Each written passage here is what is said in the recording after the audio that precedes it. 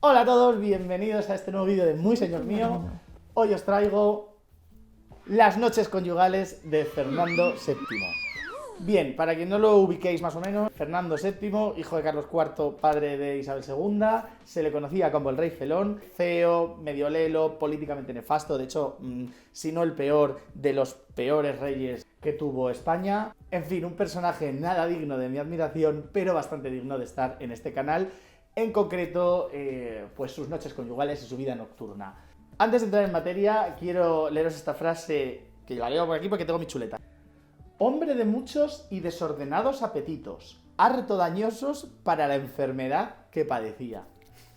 Bien, se sabe que Fernando VII, probablemente debido a la endogamia y la consanguinidad que todavía practicaban los Borbones en el siglo XVIII, el siglo XIX, pues tenía lo que se conoce como una macrosomía genital. Es decir, que tenía el pene gigante, una cosa ahí enorme y difícilmente gestionable. Entre esto, que era medio subnormal y que encima estaba como... En fin, era una circa de persona que nos va a dar mucho juego porque vamos a hablar de cada una de sus bodas, empezando por su primera esposa, que tuvo 4. María Antonia de Nápoles llega a España desde Italia para casarse con Fernandito, que por aquel entonces tiene como unos 18 años. Son los dos bastante jovencitos, ella viene preparada.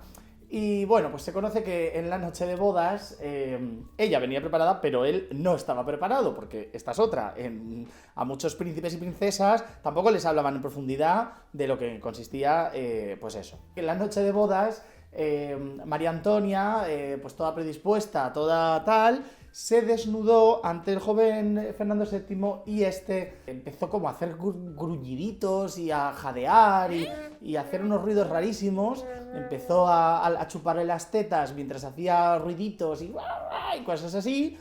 Y al cabo del rato se cansó de hacer eso y se puso a bordar zapatos, que por lo visto es una ficción que por entonces Fernando VII tenía. En fin, a la mañana siguiente María Antonia escribe a su madre, le cuenta absolutamente todos los detalles de esta noche y le dice que básicamente la han casado con un memo. A todo esto voy a aclarar que sabemos muchos detalles sobre las noches de bodas de los reyes porque pues, la vida sexual y más en concreto las primeras noches eran públicas, es decir, en la corte de Luis XIV se ponían todos alrededor de la cama, en fin, era una cosa bastante pues out there y que enseguida todos empezaban a escribir y se contaban todo lujo de detalles sobre lo que había pasado. De hecho, las cartas de Carlos III a sus padres contándoles desde la boda son un canteo. Como os decía, María Antonia le escribe a su madre, le dice, mira, me han casado con un memo, ¿qué hago? No sé qué, no sé cuántos. Van pasando los meses, está desesperada y al final Carlos IV, el padre de Fernando, toma cartas en el asunto y le da una especie de masterclass sobre lo que tiene que hacer en el lecho conyugal. En este momento es cuando se descubre el pastel y se dan cuenta de que este hombre, pues entre otras cosas, tiene lo que tiene entre las piernas, vaya. Fernando recupera el tiempo perdido con su esposa y la verdad que las relaciones no debieron tampoco ser muy exitosas en este momento porque fue cuando se sabe que le hicieron el famoso cojín tope, que bueno, pues le hicieron una especie de almohadón con un agujero dentro para que le hiciera tope y pudiese... pues eso. Wow. La pobre María Antonia no duró mucho su matrimonio, creo que fueron 3 años o 4 y falleció al poco tiempo y tuvieron que buscarle otra esposa. Segunda esposa de Fernando VII, Isabel de Braganza, su sobrina que venía de Portugal. Un inciso para Isabel, que es un personaje al que yo tengo especial cariño, porque, bueno, gracias a ella tenemos el Museo del Prado en Madrid.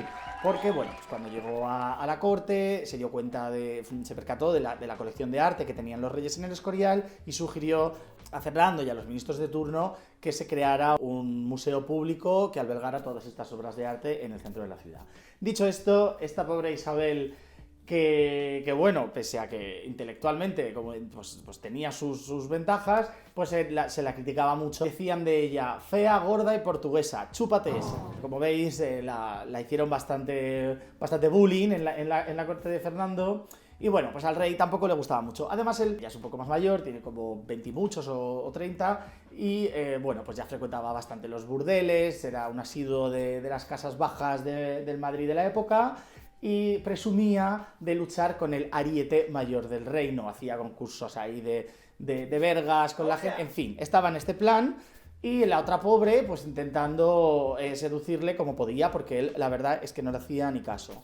Se dice de Isabel de Braganza que visto el panorama, pues la pobre se vestía como una prostituta, con los claveles así en la cabeza, y le esperaba en las escaleras del palacio, pues de esa guisa. Y entonces cuando Fernando la veía, pues se lanzaba sobre ella y la llevaba a la cama. Isabel de Braganza consiguió quedarse embarazada, pero en el parto pues se complicó, y ahora ya se sabe que lo que tuvo fue una preeclampsia, pero en aquel momento no se sabía lo que le pasaba. Los médicos la dieron por muerta, pese a que su hermana insistía en que no estaba muerta. El rey dio visto bueno para que le practicaran una cesárea y salvaran al heredero, y mientras le estaban cortando el vientre, la reina dio un grito, despertó, se montó ahí el show de la leche, y la pobre Isabel de Braganza murió desangrada. Tercera esposa y tercera noche conyugal de Fernando VII, María Josefa Amalia de Sajonia.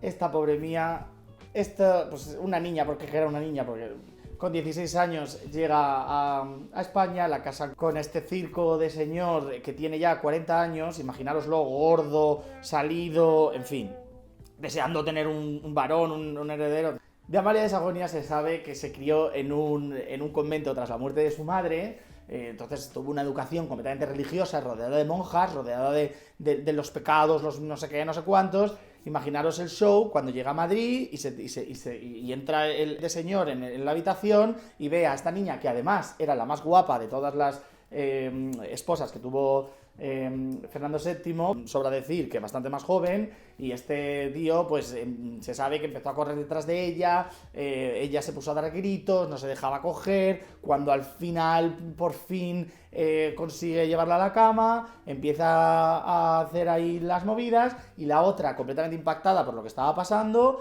se fue del vientre. Wow. Fernando VII se limpió, se puso como un fiera y se fue de la habitación, pues eso, maldiciendo y echando pestes.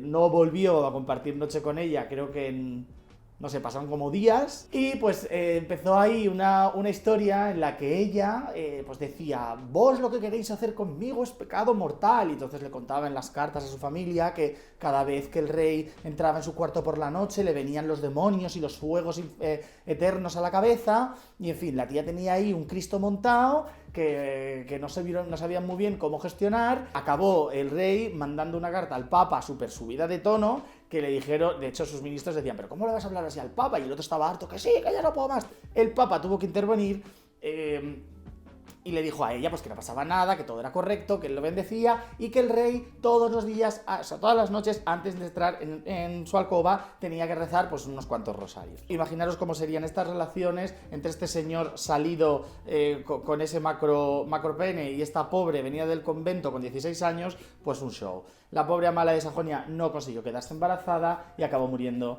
creo que de una tuberculosis o algo así, a los 10 años de matrimonio. Cuarta esposa de Fernando VII, cuarta boda.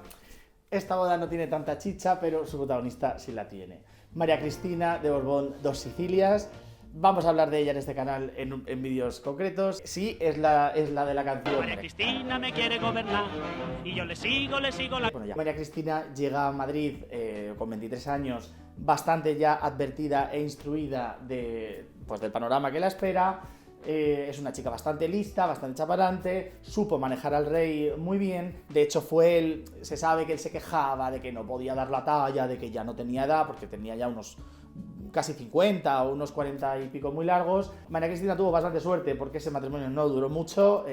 Fernando VII falleció a los 3 años de matrimonio, creo, dejándola regente y madre de 2 niñas, Isabel II y Luisa Fernanda. Isabel II, la futura reina de Isabel II. Con esto terminamos esta pequeña intermisión en las noches truculentas y conyugales de Fernando VII. Espero que os haya divertido toda esta historia tanto como a mí, y nos vemos en el siguiente vídeo. ¡Adiós! Esta pobre que...